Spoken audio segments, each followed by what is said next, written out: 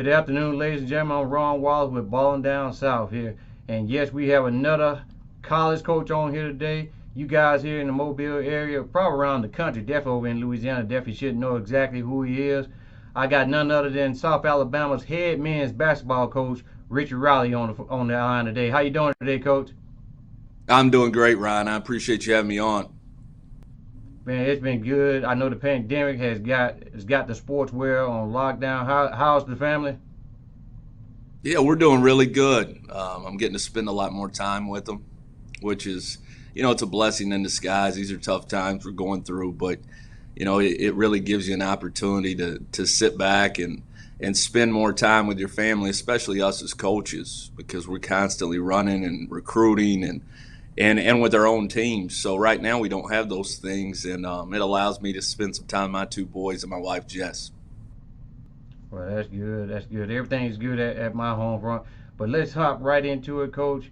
You guys were off to a great season before the pandemic. You guys were 2011, 13 and 7 overall, second seed in the SBC tournament for the men's basketball, and your last win, 8 wins, straight 8 wins before your season came to a halt. Talk a little bit about that.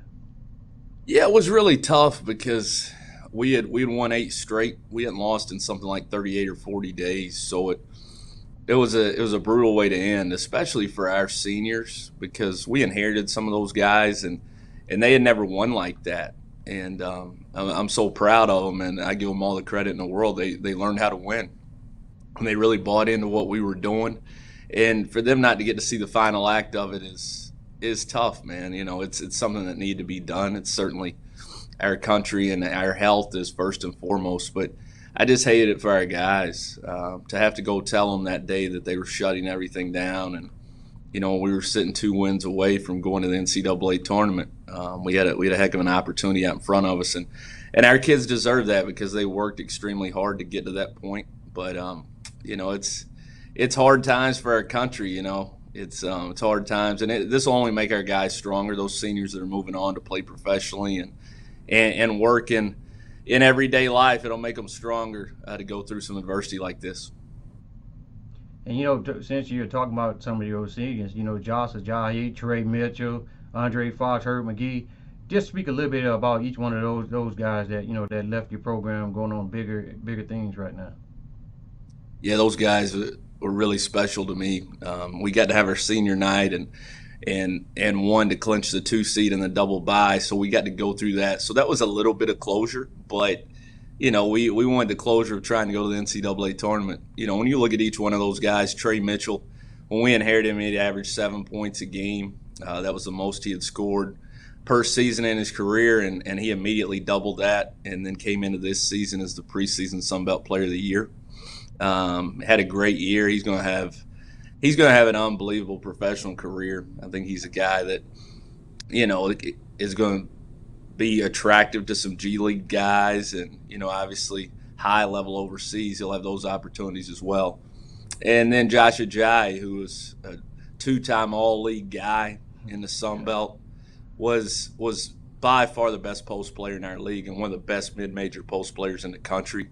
And he's signed with an agent now, and a really good agency, and he's a guy that's going to play for a long time and make a lot of money doing this, I'm sure. But his growth with us over 2 years was some of the best I've seen, in terms of how he learned to work every day, his consistency, what the game meant to him.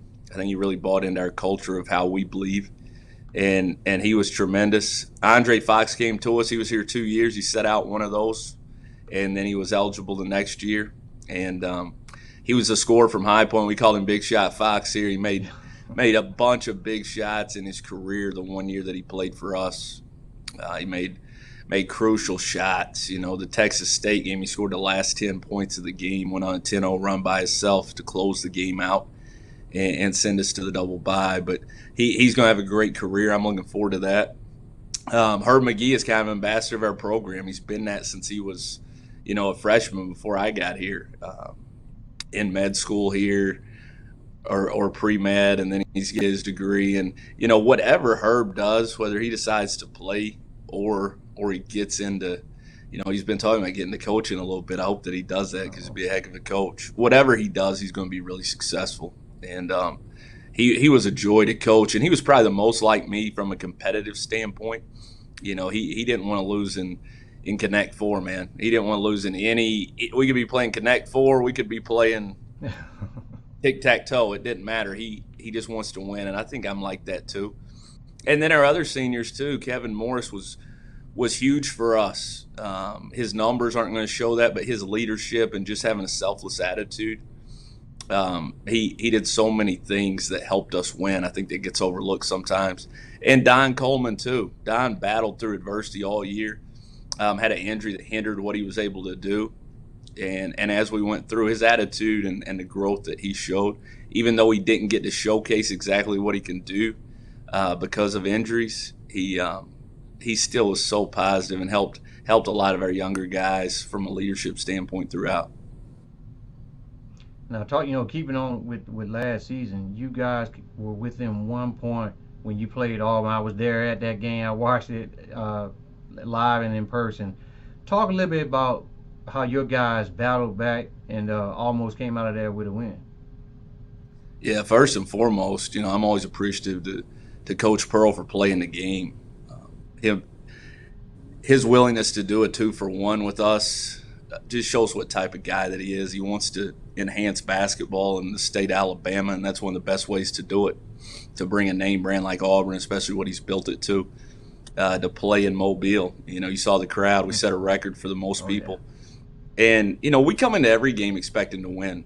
And we work really hard as a program. We feel like we put the time in, and we feel like we deserve to win. So even though we're playing a big-time team, to me a top 15 team in America at the time, we were expecting to win. We felt like we could be right there. And we came out, we were a little shell-shocked because of the crowd. We're not used to playing in that environment. And it bothered us a little bit. So we got down, and then we fought back. We settled in and fought back. And I wish we could have finished the job. We had a couple rebounds, a couple chances to kind of seal it. But, we didn't come up with them. And you have to – mistakes can't be present when you're trying to beat a great team like Auburn and a great program like Auburn. And we just weren't able to finish it. But I think it paid dividends for us down the stretch once we – I think we learned some things from that game, how to close. And we won a lot of close games down the stretch on our 8-game win streak that finished the season. I think that game really helped us. Now, Coach, I know everybody in the country probably has been watching The Last Dance, the story about Michael Jordan and the Chicago Bulls.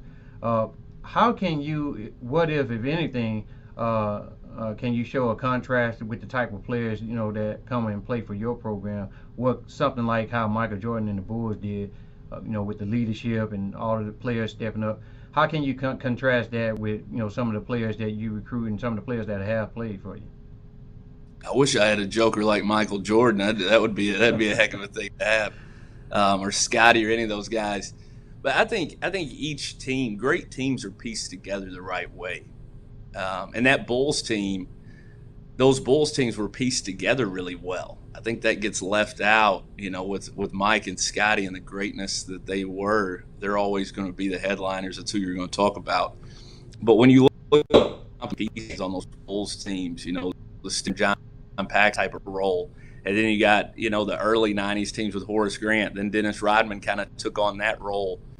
Ron Harper and B.J. Armstrong, kind of that role. They did some different things. But, each one of those teams were pieced together very similar with different pieces surrounding Scotty and Mike. And I think as our program goes, I think we do a nice job of putting together our roster. I think obviously with the ratings, you see how high our recruiting ratings are and some of the transfers that we get and, the things we do. But we have a purpose. There's a method to the madness, and we want to piece it together the right way so each guy complements each other well, and each guy understands their role really well. And I think that's the key to having a good team. So here at South Alabama, I think we really dive into that. We watch a lot of film. We do a lot of evaluation as far as getting to know the kids we're recruiting and their personalities. And we put it together in a way that is going to lead to success, hopefully. And I think that's probably the direct correlation when you look at great teams, and we've seen this Bulls team, for the last 5 Sundays, we've all been glued to the TV. And I think that gets overlooked. The star power is always, first and foremost when people talk about teams. But those pieces, those complementary pieces, had to fit just right, and they had to have the right mentality. And I think really good teams have that. Now, talking about building a team. Now, how has your recruiting been from transfers, from recruits that you guys add into your roster now? Talk a little bit about that. Yeah, I think we've recruited really well. I think we've got a great mix. We've balanced the classes out, which was important to me. Of, this year we graduated so many guys that it made it tough in class. We signed 8 new guys. So we added some transfers late here. One of them I can't discuss because the paperwork's not in, I don't think yet. Should be in today. But we signed Terrence Lewis from Iowa State, who's a guy that's produced in the Big 12. We signed Kyle Goncalves, coming from a winning program at Southeastern Oklahoma State, an elite shooter at 6'8", 220, can really rebound. Phenomenal kid, all about winning, and so is Terrence Lewis. And then you look at what we were able to do in the early period, which was really impressive. We had the #1 recruiting class in the Sun Belt this year, and that only counts the high school guys and the JUCO guys. It doesn't count the transfers. So we signed some guys. We added some depth up front, which was needed. Jamal West was the Baltimore Catholic League Player of the Year, which is a prestigious honor. He played for a top 15 team in all of America at St. Francis in Baltimore. So we're pumped about him. Zondrick Garrett, who's from here in Alabama. Really excited about Zondrick, 3-star kid. And I think both those guys will come in and be able to really, really help us right away up front. And then Andrew Anderson, a tough guard out of Memphis, high IQ. He's another 3-star guy. Dad's a coach. He comes from a basketball family. And then Caleb White from New Orleans, who's a high upside guy, 6'8", 250, 260, and really mobile. And his best basketball is out ahead of him. The way that our team's constructed, it'll allow him to kind of feel his way and get better. And I think his best days are ahead of him. And then we set out 2 kids last year, DeAndre Ballard, a transfer from Florida, who had some huge games there, had multiple 20-point games. He's a 6'7" wing shooter who's really talented, former top 60 player in the country. Terrence Lewis was a former top 60 player in the country, the kid from Iowa State. And then we set out Sammy Orio, who was an All-Patriot League performer at American, averaged 14 and 7. Versatile guy, plays multiple positions, really improved his body during the set-out year. He put on 25 pounds of muscle. And then we returned some guys that are really good players. Tyreek LaCure started for us the majority of the year last year as a true freshman. We look for him to take another step. KK Curry, who was really coming on at the end of the year after he battled an ankle injury throughout the non-con and early conference slate. We think he can take another step. And then John Petway coming back. And Pet is kind of like a Swiss Army knife. He just comes in and gives us incredible energy. And you know what you're getting with him every time that he's out there, and that's an elite defender and a high-level athlete. So we're really excited about what we have. I think this has a chance to be the most talented team since I've been here, and probably the most talented team in a long time. Now, Coach, when you looking at those guys and looking at the size of those guys, you got some pretty good size all over the court, even at the guard positions. And you don't find that a lot in a lot of teams down in this area. But I've been noticing a lot of the schools, colleges, been trying to get some big guards that can be versatile and can play the 1 to 2 and possibly slide down to like a small forward position. Try to be positionless. And that you guys are assembling definitely a good roster. So we definitely looking for you guys to make another run at the tournament next season whenever it starts. Can you talk about your staff, your assistant coaches, and stuff like that, how they help your program and stuff of that, and they just speak on that for us? Yeah, for sure. One guard that I didn't get to is David Walker, and he's certainly what you just said. He's a big guard, and to me, he's one of the top 2 or 3 JUCO players in all of America. I think he's rated somewhere in the top 10, but he's a bona fide high-level guard, and he's coming in from Casper Community College.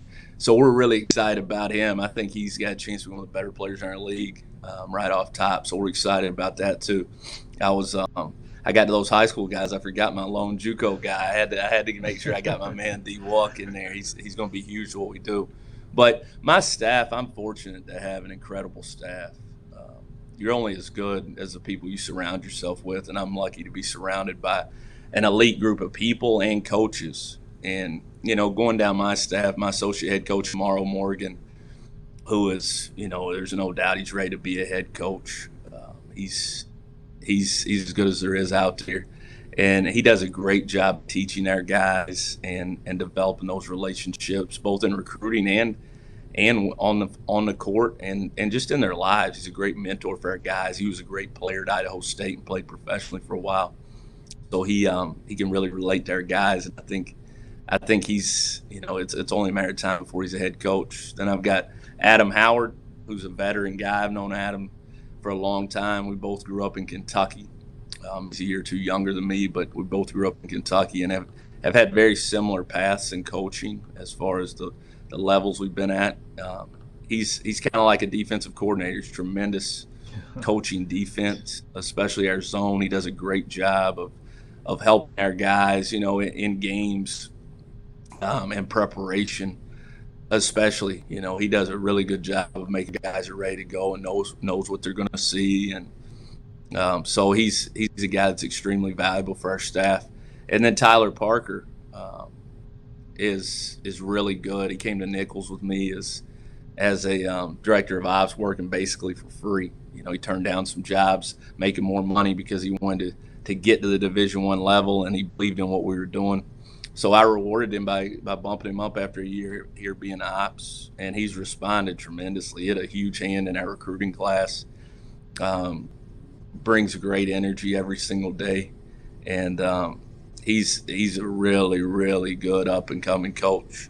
And then my director of ops is Mike Kosich, and he came to us, took a chance, and came to work really cheap as a GA in hopes that he could prove his worth, and he's done that and more.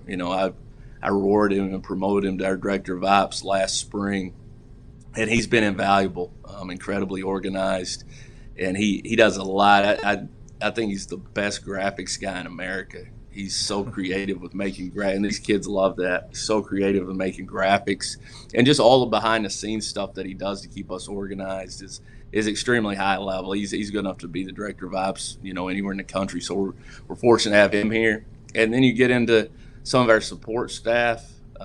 Brandon Kuhn is our strength coach, and he's phenomenal. He's a Power 5 strength coach. There's no doubt in my mind. I've been at that level. He's as good as there is.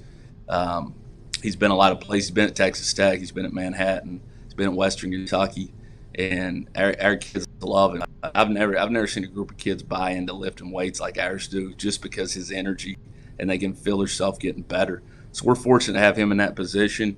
Emmanuel Tommy is our director of recruiting, another guy that came here, rolling the dice, burning the bullets, like I like to say, to try to be part of something special and make a career. And he's came here. He's really impressed me with his work ethic, how he relates to our guys, and just his passion for hoops. He's got a really, really bright future in coaching. And then last but certainly not least, Stevie Repahowski played for me at Nichols State. He was transferred to Nichols State from Tulsa. So he's been with me since I've been a head coach. I don't know if I don't know. I joke with Steve. He's the only one that's around here that's been with me since I've been a head coach. I've never spent a season without Steve. So our relationship is really close. He knows me well, and I think he does a good job relating who I am to our guys. And, I'm a hard dude to play for some days. When we're not practicing well, I get on our guys and I coach them, with some passion and energy. So he's good to have on the in-between to talk to him and kind of tell him, who I am, because he's been coached by me for 2 years. Talk a little bit about your coaching philosophy. I know every coach had their own philosophy of coaching, but what's your philosophy with coaching? Hey, first and foremost, it's about our kids. The reason I do this is to help guys get to their dreams and goals. I think we forget that sometimes in our preparation with X's and O's and certainly wins and losses, because it's how we keep our job, is based on wins and losses, and that's how you are seen to be successful in this profession. So that's certainly important to me, obviously, but that can never be done at the expense of not helping our kids get to their dreams and goals and what's best for them. So the commitment that we have as a staff to the guys that we bring in here is that, we're going to work incredibly hard and we're going to win and we're going to be successful, but we're also going to help you do those things individually. And I think that's important. And my philosophy is extremely competitive. Our teams are competitive. We operate with a chip on our shoulder every single day. We work at an elite level so that we deserve to win. It's something that's important to me. If you don't work at it and you're not fully invested all the time, then you don't deserve to win the game. And we always want to work at a level and prepare at a level where when they tip the ball up, we feel like we've outworked that other team in our preparation. So we deserve to win. And we talk about that a lot. And we just have a culture of family. I think it's different. Family is the most commonly used term that you hear in college coaching when guys recruit kids and they talk about their programs. But it is that here. When you come here, you feel that. And people on the outside, when they come watch us practice or they come and they're around us, on a visit or something, they feel that from our guys, from our support staff, from the assistants. Everybody within our program is family, whether you average 20 points or you average 0 points, whether you're an assistant coach or you're a student assistant manager. Everybody's family, and we're all working as one, and we all have a huge purpose within this program, and that all goes into winning. Well, Coach, I can definitely thank you for coming in. One last question. Dealing with social media when, recruiting kids, you see kids liking this post, posting this, posting that, all these crazy looking screenshots and stuff of other people's posts. Speak about how that is. It could be, things can be good or bad on social media when you're trying to get looked at by a college coach to play whatever sport you may be trying to play. Yeah, social media has really changed the game. I'm a huge fan of Twitter. I'm on there all the time, but it's changed.